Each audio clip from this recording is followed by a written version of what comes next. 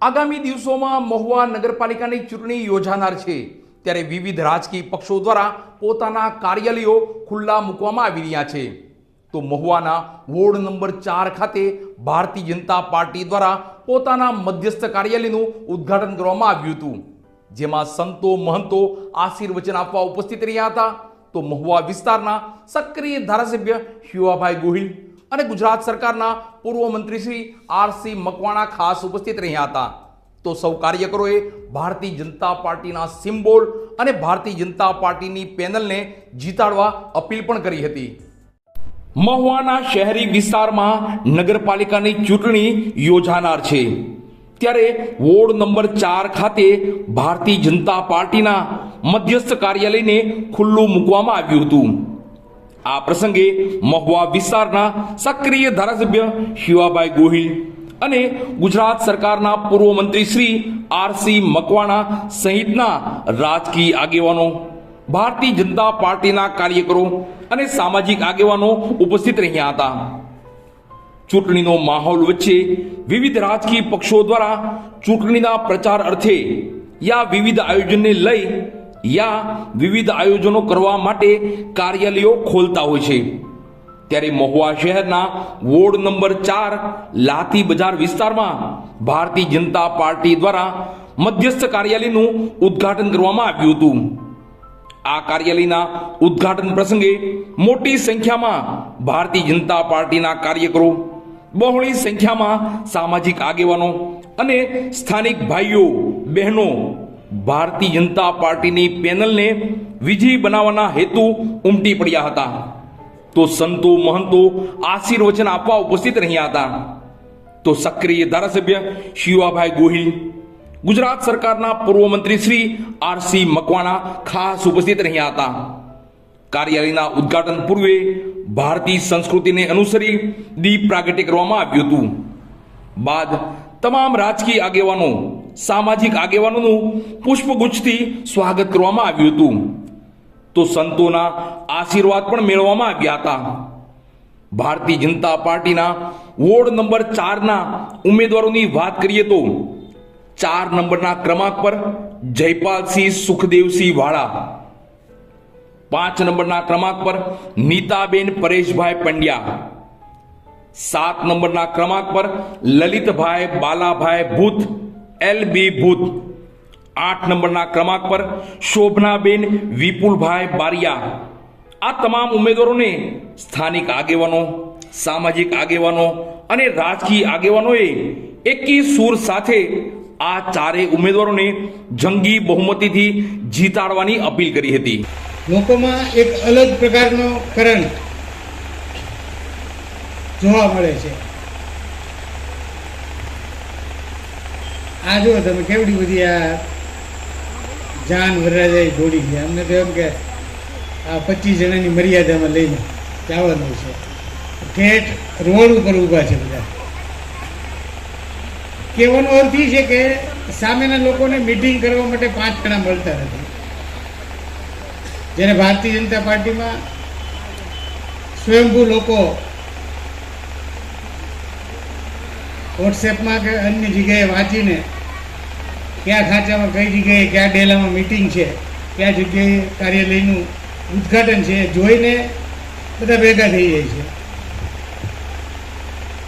અને અત્યારે તો તમે છેલ્લા દિવસોમાં આખા રાજ્યની વાત કરીએ તો 700 કરતાં પણ વધારે તાલુકા પંચાયત, જિલ્લા પંચાયત, નગરપાલિકા અને મહાનગરપાલિકા કુલ મળીને 700 જેટલા આપણા ઉમેદવારો એ બિનહરીફ જાહેર થઈ ગયા છે. 700 કરતાં વધારે, 730, 760 એવો આપણો આજે આવતો હતો.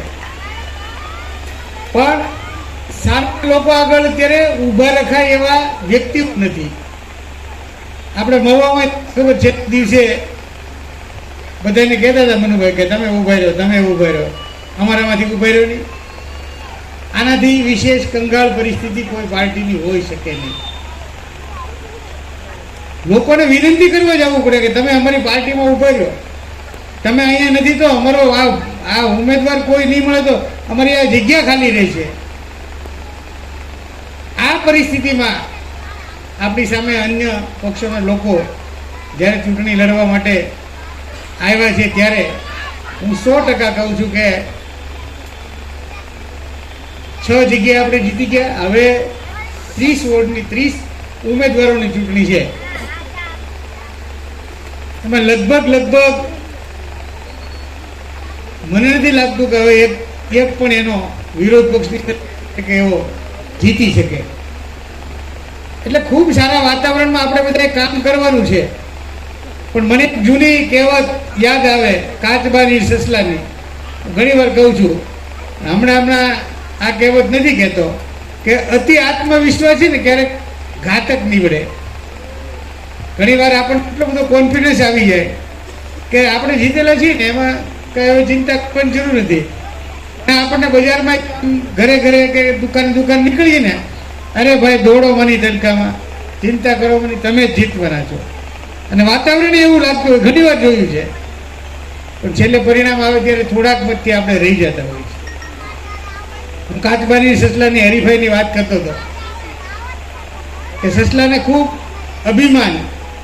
હવે કાચબાની સાથે જે ટાર્ગેટ સુધી પહોંચવામાં સસલો તો કાંઈ એને પહોંચવા દે નહીં, પણ પોતાને ઘમંડ, બીજા સ્વરૂપે કહી તો અતિ આત્મવિશ્વાસ, ઓવર કોન્ફિડન્સ, આને કારણે થોડુંક દોડી અને સસલો પછી છાંયડો આવે ત્યાં આરામ કરી જાય છે. ઘસઘસાટ ઊંઘી જાય, લાંબી ઊંઘ નીંદર ખેંચે છે. અને કાચબો એની ગતિ હતી અવિરત, એ ચાલુ રાખે છે.